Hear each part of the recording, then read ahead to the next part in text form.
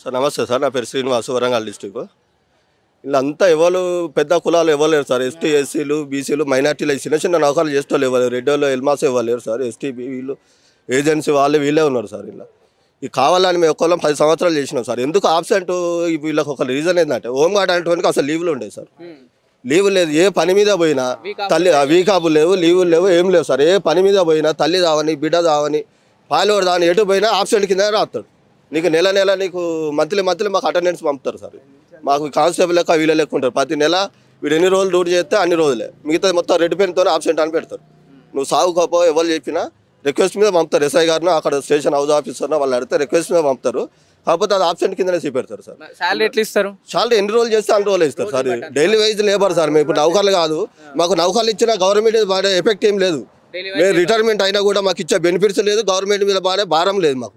Daily wise labour home guard అంటే మేము ఏంటంటే బయట కూడా పోలీస్ డ్రెస్ వేసుకొని ఒక ఇల్వ కోసం బతుకుడే, కానీ ఇంతకంటే ఎక్కువ సంపాదించుకొని బతకగలుగుతారు. కానీ మేము ఆ డ్రెస్ వేసుకొని అది కొన్ని రోజులు చేసి ఆ పోలీస్ అనే చేసి మాకు బంధువులలో ఈడాడ ఎవరి ఇళ్ళలో పోకుండా అయినా మేము దొంగతనం చేసినట్టు అయినా ఇంకెవరు పెద్ద పెద్ద నేరాలు ఘోరాలు చేసిన వాళ్ళు ఇవ్వలేరు సార్. ఆబ్సెంట్ తప్ప 90% ఆబ్సెంట్కు అసలు నౌకర్లకి వెళ్ళి ఇవ్వలేదు. చాలా మంది కానిస్టేబుల్ చూసినా వాళ్ళ ఆరోగ్యాలు మంచిగా చేయకుండా వాళ్ళకు సిక్ లీవులు ఉంటాయి, అన్నీ ఉంటాయి, వాళ్ళకి ఇచ్చేస్తారు సార్.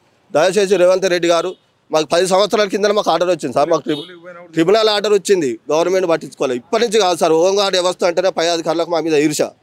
మరి ఎందుకో తెలియదు. మాకు 100 రూపాయలు జీతం ఇచ్చినప్పుడు కూడా హోంగార్డ్ అంటే ఒక ఈర్ష మీదనే చూసేది ఆఫీసర్లు కూడా. అంత సాకిరి చేసేది సార్. మాకు ఈ ఏజ్లో ఎందుకు సార్? మేము మాకు వెపన్ పట్టుకునే అర్హత కూడా లేదు మాకు హోంగార్డులకు. మాకు ఈవెంట్స్ అవసరం లేదు. మేము రోడ్డు మీద ట్రాఫిక్ డ్యూస్ చేసుకోవడానికి మాకు ఫిజికల్ ఫిట్నెస్ అప్పుడే మాకు టెస్టులు పెట్టి తీసుకోలే. ఏజెన్సీ వాళ్ళను, లొంగిపోయిన వాళ్ళకు, మిలిటెంట్లకు వీళ్ళకి ఇచ్చింది తప్ప మాకు అప్పుడే కొత్త రిక్రూట్మెంట్ అప్పుడే మాకు ఈవెంట్స్ పెట్టి తీసుకోలేదు సార్. జాబ్లకు కొద్దిగా పేదోళ్ళకు చూసి వీళ్ళకు చూసి ఆ డీజీపీ గారి దగ్గర నుంచి వాళ్ళ పలుకుబాడి వాళ్ళ మట్టి తీసుకున్నారు. ఇప్పుడు ఈ ఏజ్లో ఎవరు తీసుకుంటారే? రేవంత్ రెడ్డి గారు ఈ చిన్న ఉద్యోగస్తుల మీద స్టే ఆర్డర్ తెచ్చింది సార్. మాకు ట్రిబ్యునల్ ఆర్డర్ ఇచ్చింది ఇప్పుడు కాదు. మాకు ఇప్పుడు ఏమంటారంటే 10 సంవత్సరాలు గడిచిపోయింది కదా, మీకు ఫిట్నెస్ చూస్తామంటారు. కానీ 10 సంవత్సరాల క్రితమే మాకు కోర్టు ఆర్డర్ ఇచ్చింది. ట్రిబ్యునల్ ఆర్డర్ ఇచ్చింది. వీళ్ళ డ్యూటీలు అన్ని కండిషనల్గా వీళ్ళ డ్యూటీలు తీసుకోమని కోర్టు ఆర్డర్ ఇచ్చింది సార్ మాకు. కానీ ఆర్డర్ కూడా పట్టించుకోకుండా మా ఇదో స్టే ఆర్డర్ తెచ్చింది సార్. దాన్ని వికెట్ చేసుకుంటా మేము హైకోర్టుకు పోయినాం.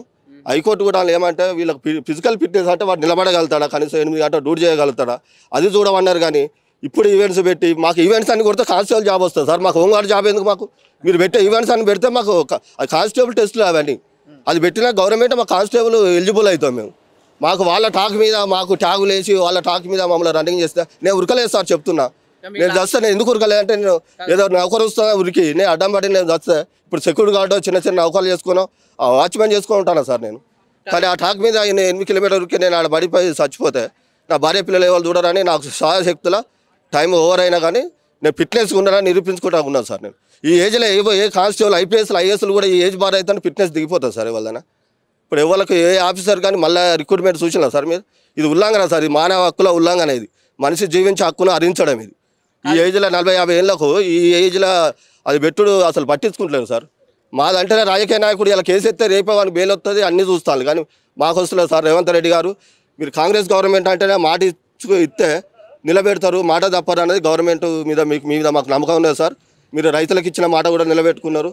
మిగతా వాళ్ళకు కూడా మాది కూడా నిలబెట్టుకొని మాకు ఇవ్వాలని రిక్వెస్ట్ చేస్తున్నాం సార్. అంతా మీరు ఉద్యోగం నుంచి విధుల్లో నుంచి తొలగించారు కదా, విధుల్లో నుంచి తొలగించిన తర్వాత మధ్యలో ఎప్పుడన్నా ఈ టెస్ట్లకి మనం పోయినలా? మధ్యలో టెస్టులు పెట్టలేదు సార్. మాకు కోర్టు ఆర్డర్ వచ్చినా ట్రిబ్యునల్ తీసుకోమని ఇచ్చింది సార్. ట్రిబ్యునల్లో వాళ్ళు స్టే ఆర్డర్ తెచ్చినాక మళ్ళీ హైకోర్టుకు పోయినాం సార్. హైకోర్టులో మేము కూడా లాయర్లో పెట్టుకున్నాం, మేము కూడా వాదించుకున్నాం.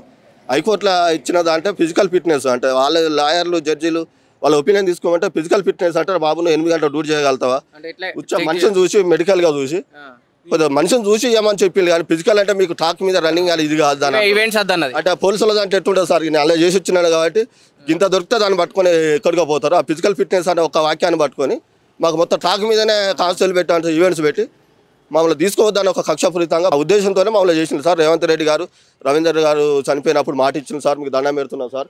అంతా ఎస్సీ ఎస్టీ చిన్న బతుకులు సార్. మమ్మల్ని ఒకసారి చూడండి. మేము పెద్ద పెద్ద ఉన్నోళ్ళం కాదు, చిన్న చిన్న బతుకులు సార్. మమ్మల్ని కరిగించి మీరు ఇస్తారని నమ్మకం ఉన్నది సార్.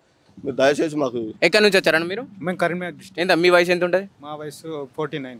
ఎన్ని సంవత్సరాలు అంటే ఇప్పుడు ఉద్యోగం నుంచి మిమ్మల్ని తొలగించి ఏ విషయంలో? వట్టిగానే చిన్న చిన్న ఆబ్సెంట్ల కొరకు ఆబ్సెంటే రిమూవ్ చేసేసారు. చేస్తే మేము కోర్టుకు కూడా విన్నాం. మేము కూడా కోర్టు నుంచి ఆర్డర్ తెచ్చుకున్నా. అయినా మాకు ఈవెంట్స్ పెట్టి ఫెయిల్ చేసారు.